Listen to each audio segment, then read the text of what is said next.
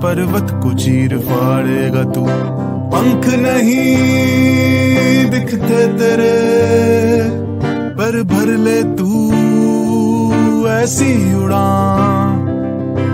उड़ जा नन्हे पंछी कर दे सब परिंदों को तू हैरान। कोशिशों से मिलती कामयाबी का तू हकदार है। रास्तों की खाके ठोकरे जीतने के लिए तू अब तैयार है। ओ रुकना कैसा, डरना कैसा,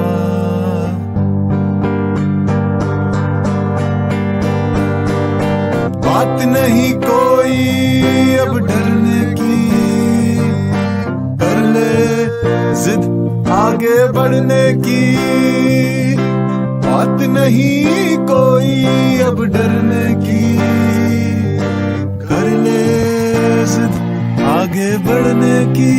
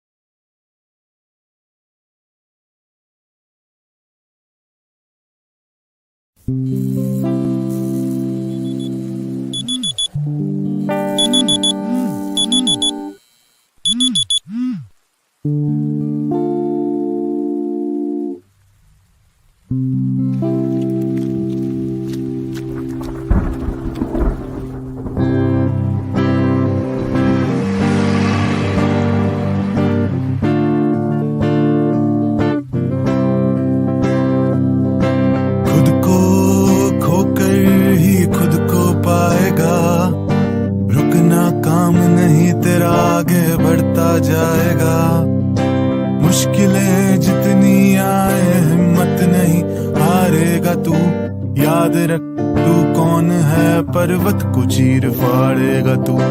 पंख नहीं दिखते तेरे पर भर ले तू ऐसी उड़ान। उड़ जा नन्हे पंछी कर दे सब परिंदों को तू हैरान। कोशिशों से मिलती कामयाबी का तू हकदार है। रास्तों की खाके ठोकरे जीतने के लिए तू अब तैयार है।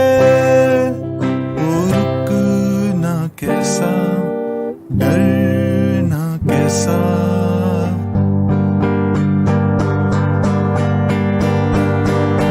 बात नहीं कोई अब डरने की। कर ले जिद आगे बढ़ने की। बात नहीं कोई अब डरने की। कर ले जिद आगे बढ़ने की।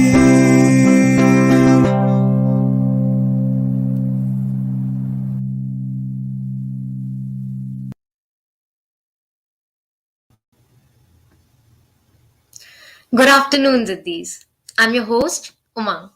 Welcome to the World Education Day Fair 2022 by Internshala Trainings. You've joined us for the second episode of IST Practicals of the day. IST Practicals are a series of free online masterclasses delivered by industry experts. These 45-minute sessions are all about teaching students important concepts, softwares, and tools. Every IST practical is an opportunity for you to experience practical learning. This session is about Python, and our presenter for today is Mr. Harsh Deep Singh. Coming from a computer science background, Harsh joined Internshala as a subject matter expert for Android and Java. In his role as an educator, he has worked to improve the content and experience of numerous trainings on the Internshala Trainings platform, including Python, Android, web development, core Java, C and C++ trainings. Harsh is currently working with us as a product manager and has a plethora of experience and knowledge in Python. I hope you will enjoy learning with him. We have a special gift waiting for you at the end, so stay tuned for that. So, without further ado, let's welcome Harsh. Hi everyone, I'm Harsh and welcome to the Python webinar on object-oriented programming. I hope everyone is well and taking precautionary measures in these tough times. So yeah, let's start with it. And before we go into the topic, here's a quick question for you guys. So how many of you have used Instagram, Google, or Spotify? You can type in your responses in the chat.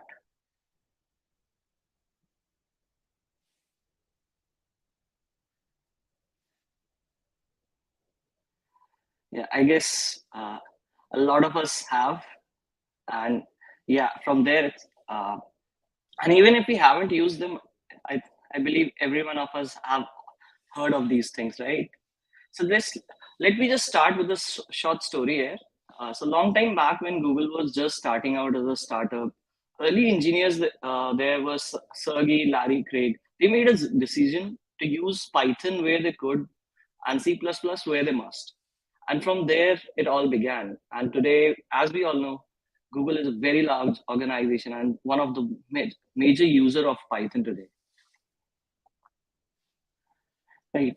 Similarly, Instagram, the world's biggest online photo sharing app, uses Python on its backend.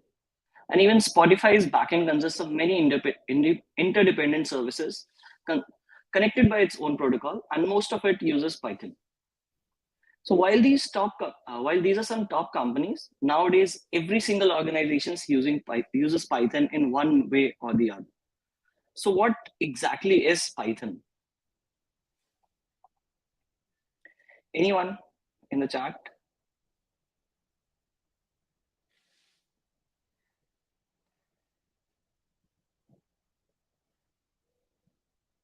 Yeah, I guess some of you are correct. Python is a programming language,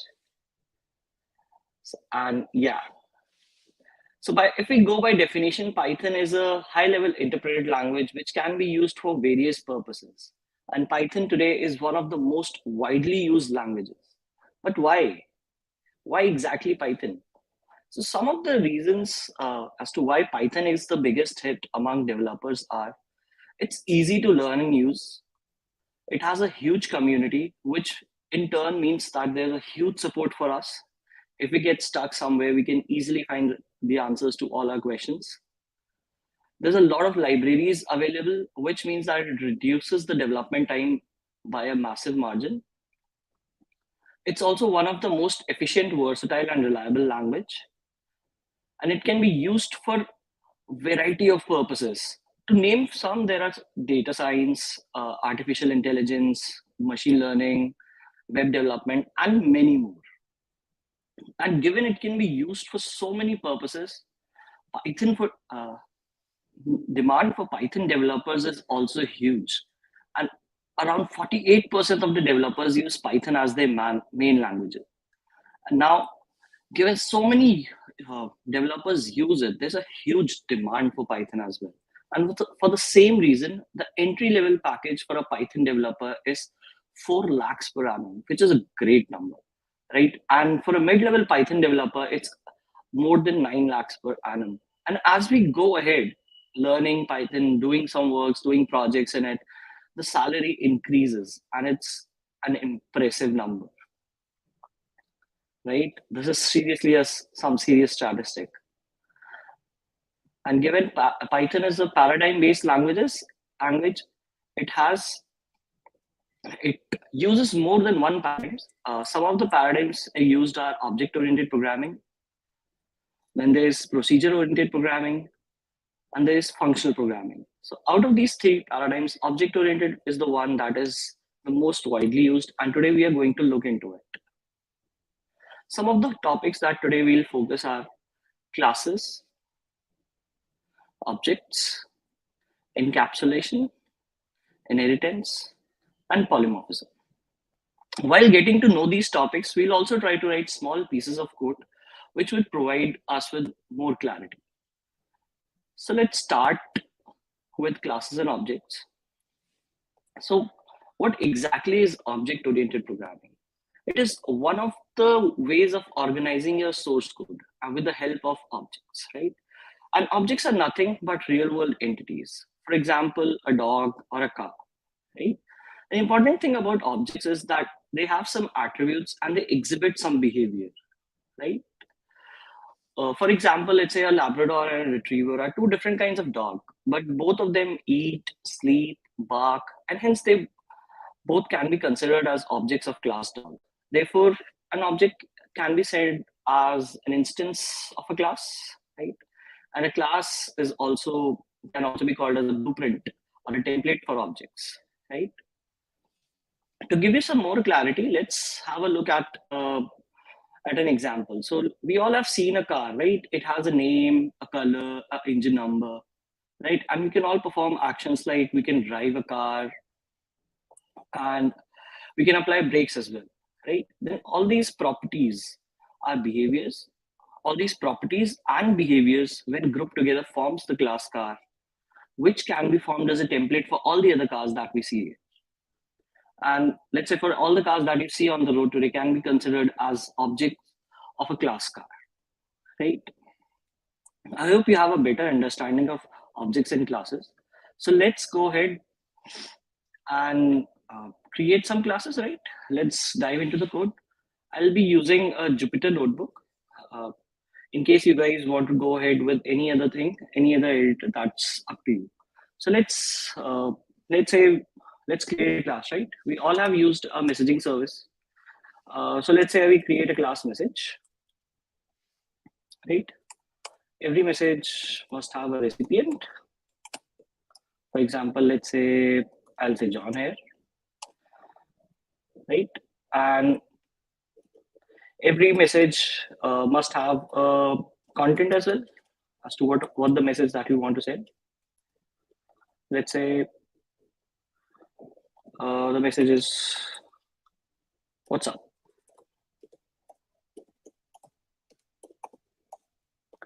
right? Now this class can be used to send the message as well. This would be the behavior of this class.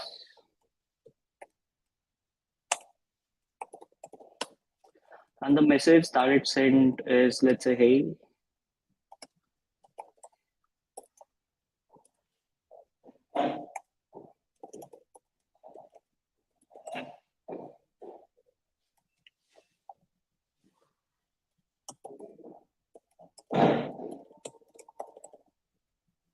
Right? This is the class. And let's go ahead. Save. Let's say now we create a object of this class. And how do we do it? We just use the assignment operator. Let's say we have a message and of the class message. And this can be used to send a message. Let's say message dot send message, right? Let's see. Oh, there's an error here. Anyone has any idea as to what the error exactly is? Anyone in the chat?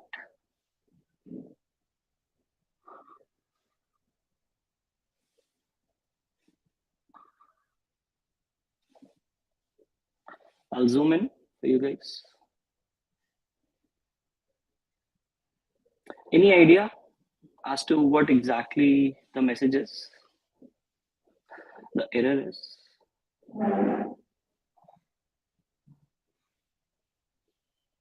we've used the incorrect operator here. So let's just change it.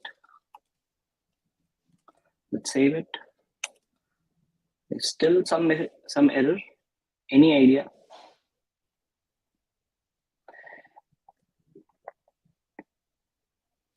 Any idea as to what the message is? Yeah, we have messed up self. So what self exactly here is, so whatever object that we are using, whatever object that creates, this self signifies that that this object is used to going the property, this behavior of this class. Let's do that and save it. And there we go. And now we've got the output. Hey John, what's up? Right. So what we did here exactly is we created a message and its object. We created a class message and its object as message as well. Here the recipient were initialized by us. The recipient and the message content both were initialized by us, which can be used. Now this class can be used to create different objects, but as of now, this class has a recipient and a message content that is already given by us. This is not ideally what we want. We would ideally want a generic class that can be used to send different messages to different people, right? And how that is done? So that is done by one of the magic method called init. So let's see what init is exactly. So init is just a class method that is invoked every time an object is created from the class. Its function is to initialize the attributes of the objects, and the variable defined inside the init method are known as instance variables. So this is more of a theory basis. Let's go ahead and create the init method and see how it works. Inside the class message, we'll just remove this from here and create the method init, provided the parameter self. And let's say we have a recipient as R John, and M is equal to message, let's say what's up. So what we're doing here is we are initializing the attributes of this class by default. So in case we do not give any attributes, it will take John and WhatsApp as the default parameters for this. And then we initialize the variables here. Our recipient is equal to R and self dot message content is equal to M. So there we go. We've initialized them. Now let's just save them and again run. See, we get the same output given we haven't given any parameters to the while creating the object. So let's create a new object as new message. Let's say we create it right here only, new message. And we give the parameter, let's say Barney. And the message is, let's say, wait for it. Right, now this object can also be used to send the message. Right, now let's just run and see what happens. There we go. We got the reply as, hey Barney, wait for it. So here what we see is ideally this time the message object that created it did not send the message to John and the message content in WhatsApp. This time the message was for Barney and the message content was wait for it. Right. So that is how we used this class object, this class message to create different objects of the message, and how we can send different messages to different people, right? And for the init function as well, the init method is invoked every time an object is created from a class. So every time an object that gets created of this class, this init method is called, and all the code that is written inside gets executed.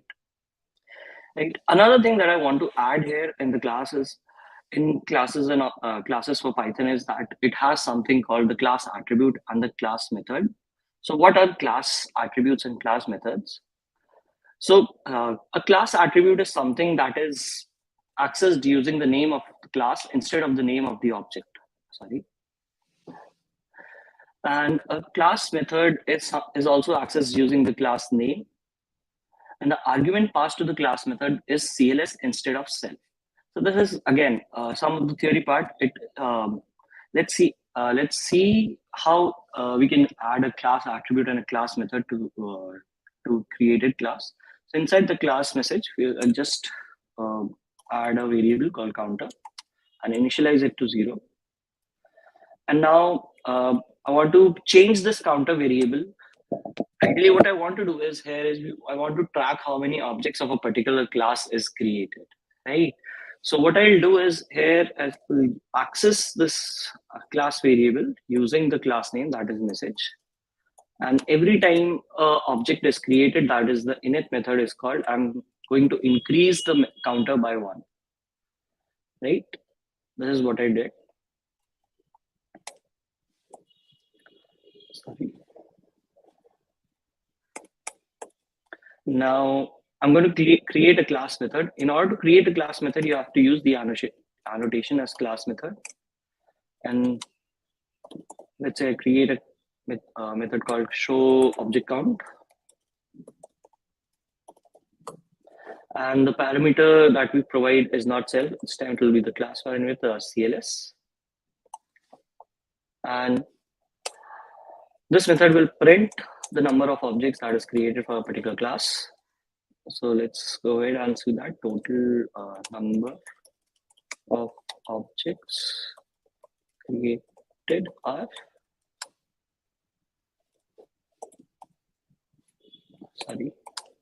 CLS dot counter.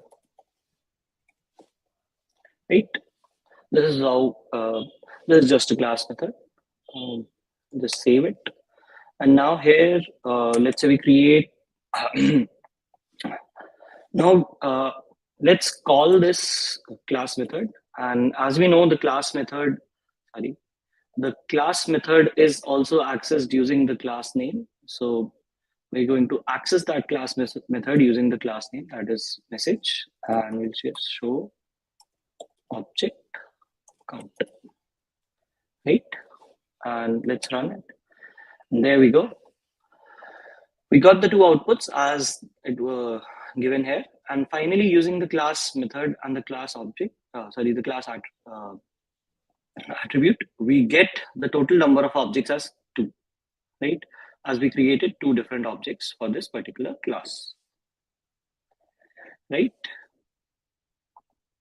So this is more of like what a class is, what are objects, what are class methods, what are class, what are class attributes, right?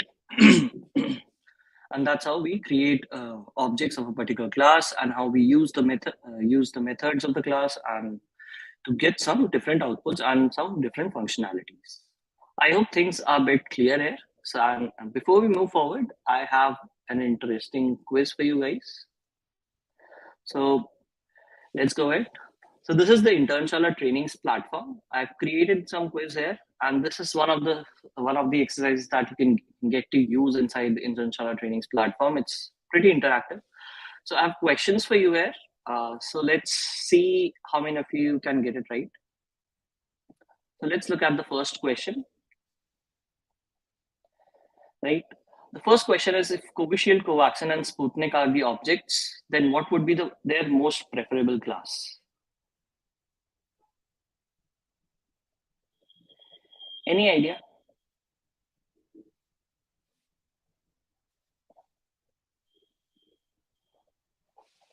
Any idea as to what is the answers to this question? A lot of people are saying C. So let's just put C here and check whether it is correct or not. Yes, it is correct. Given all these vaccines share a common function of protecting us against the coronavirus, the closest class for these vaccines could be the class vaccine. So that's correct. Let's move on to the next question. I've created a class here, and in case when we run this code, what will be the output?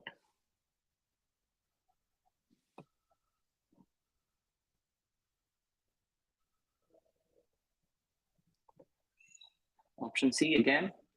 Most of us I think most of us are on a roll today. It's correct. So what exactly did we do here is we created a class, and inside the init method, we gave it a print statement that an object of a class potato is created. And finally, we created an object of this class potato and gave it a name as cherry. So this potato named cherry, that's I think a bit funny. And every time that init is called, this print function will get executed. So the print statement will get executed and we'll get this output. So I guess most of you are correct. Let's move on to the next question. So it's a fill in the blank question, another type of question exercises that you get in Internshala Trainings platform. Fill in the correct word in the given blank. An object is dash of a class. What would be the answer here?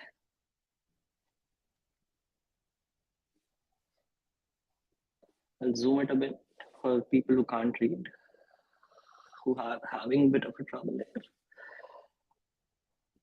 Instance, yeah. Yes. Is it instance? Let's check. Yes, it is correct.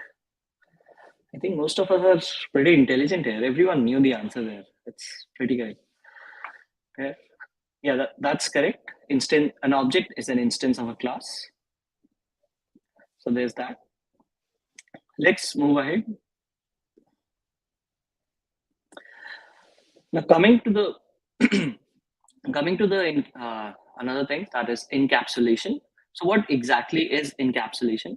Encapsulation is the process of encapsulating the data and the method inside a class, right? And how do we do that? So what exactly it does is, I'll just give you a pictorial representation of the same.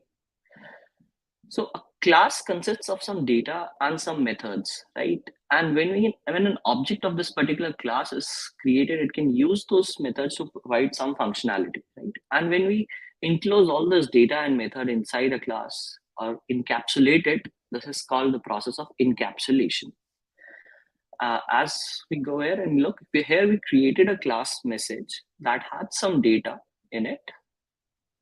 And in order to use and a function as send message as well. And in order to use those data and method, we created some objects that gave it some attribute and used those attributes to perform a functionality, right? And this is what encapsulation is. Here, a point to note is that all the class members should be private for security reasons, but we are not going to go into it for this webinar. Let's keep it a bit simple for the beginners here. So it could be an interesting activity. You guys can go ahead and after the webinar, you can go ahead and look it up as to why the attributes should be private and why not public. It could be a really interesting find for you guys, and that's what I want you guys to do. Right. Next comes inheritance. So what is inheritance? Inheritance is a feature that lets us create a class from an existing class, right? What I mean by that is, let's say I have a class 1 that has some data and some methods. This particular class can be used to create another class that has some more data and some more methods along with the data and the method of the previous class. So the class that used the methods of the previous class is known as the child class or the subclass, and the class that is being inherited is known as the base class or the parent class, right? Python also supports multiple inheritance with which we can create a new class based on more than one classes, but we are not going to go into that for now. Let's see some inheritance in action first, right? So here we created, let's clear the code that we have. And yeah, let's create a new class. Let's say we create a class quadrilateral, right? And inside that quadrilateral, let's create the init function. Give it the parameters, as we all know, self. Then a quadrilateral has 4 sides. Let's give it 4 sides, A, B, C, D. Right. Then next, let's initialize self.side 1 is equal to A. Side 1 is A. And side 2 would be B. Side 3 would be C. And side 4 would be D. Right. Let's say this this class has a method called perimeter that can be used to calculate the perimeter of the quadrilateral. Give the self pair, and perimeter P is equal to self dot side 1 plus self dot side 2. Let's use these since we are going to just repeat it. Another important aspect of coding: learn how to copy paste, because it's going to be very useful and going to reduce your coding time as well. And finally, this method prints out the perimeter as well.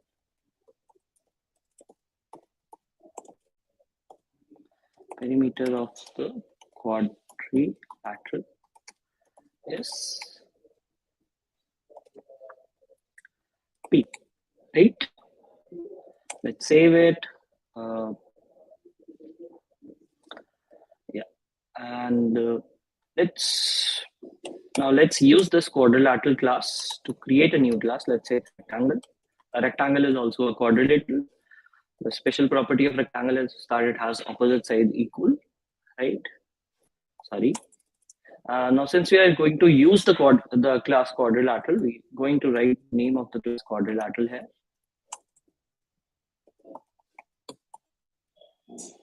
Right.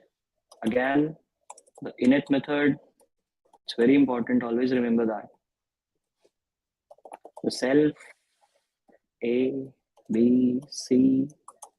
Since the rectangle has 2 sides equal, we are not going to give the 2 other sides. We're just going to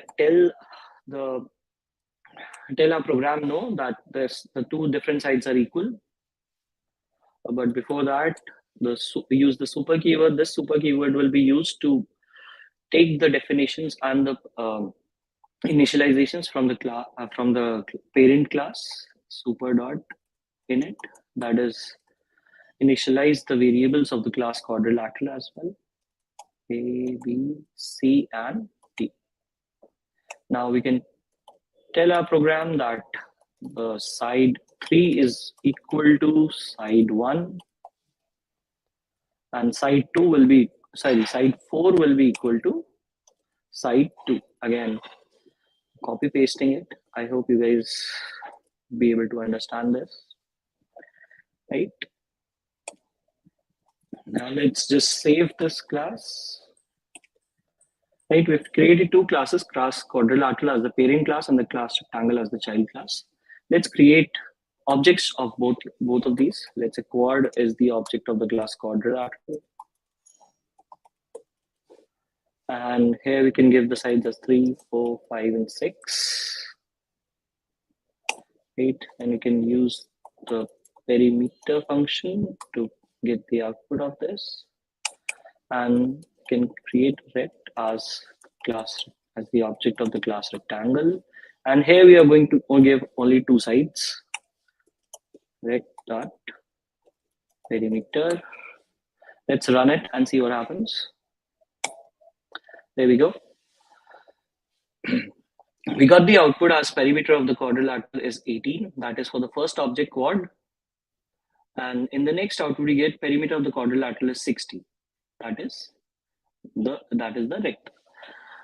rect object. Here we see that class rectangle, since did not have a function of perimeter, still used the function of the class quadrilateral to print the perimeter exactly correctly as we have defined it inside the perimeter class. So this is how inheritance works. We used class quadrilateral as the parent class to define a child class as rectangle, which uses the definition of the perimeter method inside the quadrilateral class to give us the output. The output is exactly the same. Perimeter of the quadrilateral is 18 and perimeter of the quadrilateral is 60. Right? Notice here how we've just defined the constraints here, right? And use the perimeter function as it is. We can also modify this perimeter function to get and use the class quadrilateral as the base of the parent class, which brings us to the next concept, that is polymorphism. So that was all for inheritance. And now we're moving on to polymorphism. So what polymorphism is, it is the method of overriding a predefined function with a new function definition. Right? What I mean by that is we can use this class as a parent class and then override this defined function into a different function as well. Let's see how it is done. Let's say I create a new class. This time I'm going to create a class square, right? And use quadrilateral class as the parent class, because again, square is also a kind of quadrilateral only. Def init, right? And inside init, I'm going to pass all the parameters, that is self, a, and now all the other sides will be none, because we don't want to give all the four sides for the square, given all the four sides are equal for a square. We'll just pass one there. And inside it now, again, we do super, that is use the initialization of the parent class as well, and A, B, C, and T, right? I'm not going to give it the constraints. We did it last time. This time I'm going to override the perimeter method to give a new definition to the perimeter method. That is, let's say def perimeter. In case of overriding, always remember to use the same name as it is given in the parent class, the perimeter and self. Right? The perimeter of the square is 4 times the side. So give 4 into self dot side 1. That is right. Since you are only giving one side, that is side 1. Sorry. This prints the output as perimeter of square is P. Right. Save it. Let's create a new object here only. Let's say SQ is the object of the square class. And we give the side as one side only as 40.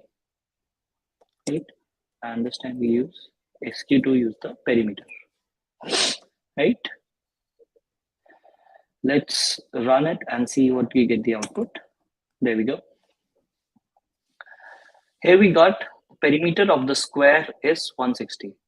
Given square class was also a child class of quadrilateral class, it did not use the perimeter method defined inside the quadrilateral class, but instead it used the definition of function perimeter that we gave inside the square class. Both of these methods are known as perimeter only. And here inside the child class, we have overridden the parent class's method and changed its definition to the 4 into side 1. And we get the output as perimeter of the square is 160. Right? So that is how polymorphism works. Right? I hope you guys have an understanding, because next I have another quiz for you. Let's go ahead and go to the quiz. Here, I have a very good question for you. We all have used Facebook and Instagram. Go through the question, have an understanding first, and then I'll show you the options as well. We'll be, in case we run this code, what would be the output? I'll just zoom it for you guys. There we go.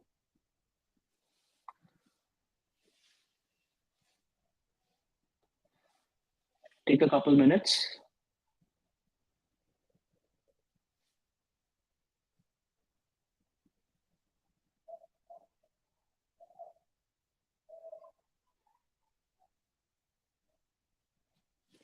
I hope you have read the question. Let's see the options here.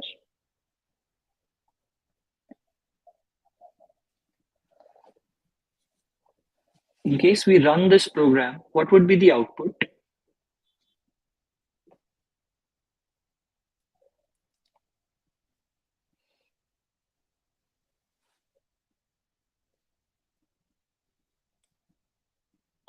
So I'm getting option C as the popular choice. Let's submit it. Yes, you guys are correct.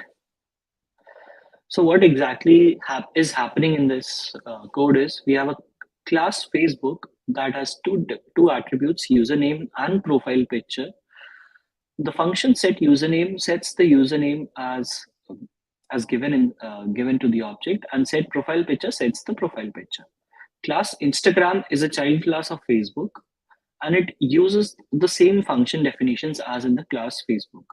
Now we've created a new new account object of Instagram class, given John Wick and some random picture as the username and the profile picture. Using the set username and set profile picture methods, we get the implementations of the set username and set profile picture methods, and hence we get the output as current username is John Wick and current profile picture is random picture. Right? So yeah, and here also we did the same thing. So that wraps up with the polymorphism quiz as well. So let's before we go ahead and end this topic, let's quickly summarize as to what we learned today in this webinar. So the first thing that we looked at was what is Python and why it is important to learn Python. Next, we looked into what is object-oriented programming and how it is implemented using Python. We looked into what are classes and objects, right? Classes are the blueprint for the objects, and objects are the instance of classes. We looked into encapsulation. Wrapping the data and the methods inside the classes is known as encapsulation. We looked into inheritance, using one class to create another class, or having a parent class to create a child class, having a base class to create a subclass, that is known as inheritance.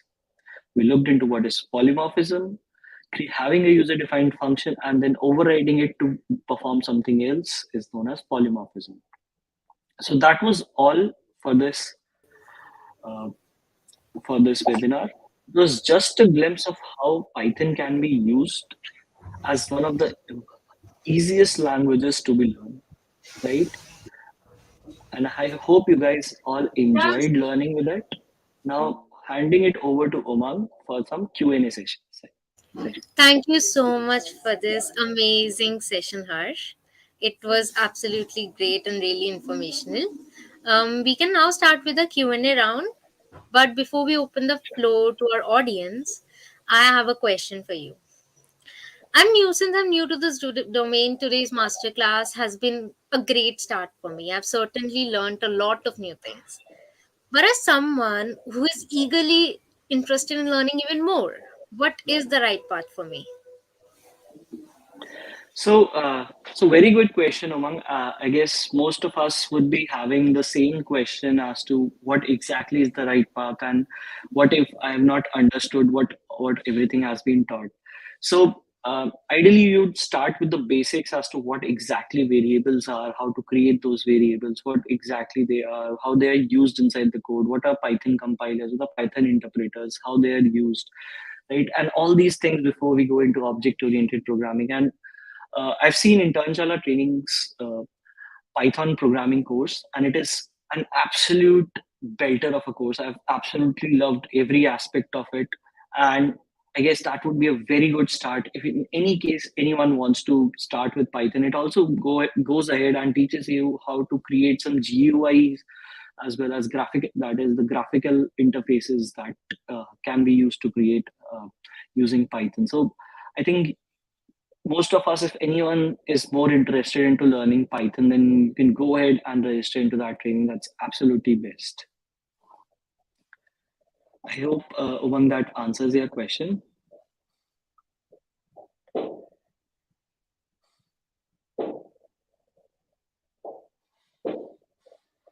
Umang, you're not audible. Am I audible now? Yeah. Yeah, so that's right, Harsh. And here's the surprise that I was talking about earlier. For all the Ziddis here today, Internshala Training is offering a special discount on the account of our World Education Day Fair. All you have to do is visit the link in the description and use code WEDF to win an extra 10% discount on our Python training.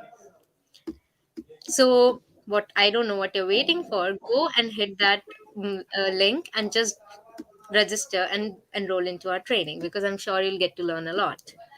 And one more thing, since you're asking about the participation certificates, we will be giving them out to the registered attendees. So if you haven't registered till now, you can still go into the description and register for our World Education Day Fair, and you will be receiving your um, all your certificates. Also, we will be opening the floor for the questions now. We'll be taking 2 to 3 of those, so I would request you all to just type in your question section, and Harsh, you can maybe have a look at them and answer them. Thank you so much. Yeah, sure. Any questions, guys?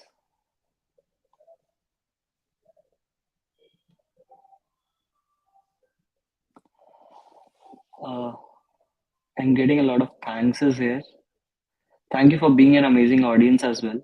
As for the certificates, you guys can, as Umang said, you will be receiving an email from our side. For AI and machine learning, I think Shivam has asked the question roadmap for AI and machine learning. So I would say go into the basics, learn about how they are implemented. Uh, First, you have a good hold in this. Look for open source projects that are present on the different websites where you can go ahead and contribute to the code, see how other people have implemented those code, and finally you can go ahead into it. I used TensorFlow as one of the to create some of the classifiers when I was doing some machine learning code, and it was really good experience for learning from me. You can go ahead and learn TensorFlow as well. You can easily find TensorFlow in Google as well. So that was one there. People have also asked a few questions. Let me just see. There's so many comments here. Thank you guys for being such an interactive audience. One Dikshant has asked, what are magic methods? Magic methods are nothing. There is just class-defined methods. What you can do is type in command dir and just put in the class name inside the parentheses, right? You'll see a lot of methods that are there inside, that are predefined inside the class, so that are known as the magic methods. We just say it magic methods because it's predefined by the class, and it can be used to perform different functions that can be easily done with those methods. So go ahead and use the command dir to find most of the uh, functions there. Okay. Um, Asta has asked where I can practice OOPS concept. So, as Asta as for the OOPS concepts, you can learn them anywhere. So, uh, they always remember the COPI, as I would say, where classes, objects, polymorphism, inheritance, and encapsulation. These are the main methods of object-oriented programming, and you can, as I've just taught you here, practice is one thing that is the most important. So go ahead and look into what different kinds of projects are created, how people are implemented them, and try yourself, try building a project. So that will give you a very good learning into that. Harsh, I think So we'll have to wrap it up now, as the next session is about to begin. Um, okay. Thank you, man. So before I leave, I just wish you guys all the best for your journey. Stay safe, stay healthy, and thank you for being an amazing audience today. I absolutely love teaching you guys. Thank you all. so that's all for today, guys. Thank you so much for joining in. Our next session will commence at 2:30 p.m., where Tripta Singh will be taking a masterclass on business communication and how it can help you getting hired. And I'm sure that this is going to be really helpful for you, since I saw a lot of comments asking how do we get hired. So you can definitely check that out. And guess what? Here is another surprise. We have a live concert going happening in the evening at 6:30 with the Rahul Ram. So make sure that you don't miss that. And to make sure that you don't miss that, you gotta subscribe to our YouTube channel and press the bell icon. And not only will that make sure that you attend this live concert, but all the events in the future. So don't forget to do that. And I hope to see you all of you guys there. Bye bye. Thank you for being a great